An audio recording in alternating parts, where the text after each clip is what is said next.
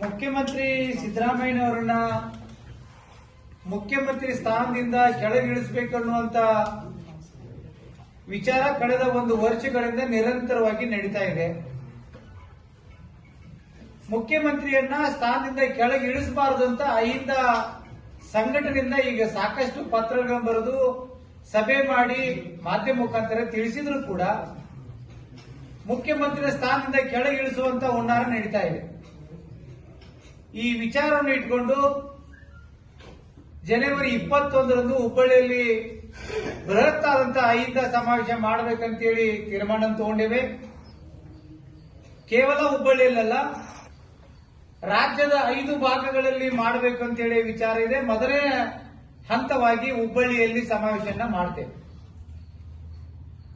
ಈ ಸಭೆಗೆ ಕಾಂಗ್ರೆಸ್ಸಿನ ಮತ್ತು ಬಿಜೆಪಿ ಜೆಡಿಎಸ್ ಇರುವಂತಹ ಅಹಿಂದ ಶಾಸಕರಿಗೆ ಸಂಸದರಿಗೆ ಈಗಾಗಲೇ ಪತ್ರವನ್ನು ಬರಿತಾ ಇದ್ದೇವೆ. ಪಕ್ಷಾತೀತವಾಗಿ ಮುಖ್ಯಮಂತ್ರಿ ಜೊತೆಗೆ ಸಿದ್ದರಾಮಯ್ಯ ಜೊತೆಗೆ ಇರಬೇಕನ್ನುವಂತ ಒಂದು ವಿಷಯದಲ್ಲಿ ನಾವೀಗಾಗಲೇ ಪತ್ರವನ್ನು ಕೊಟ್ಟಿದ್ದೇವೆ.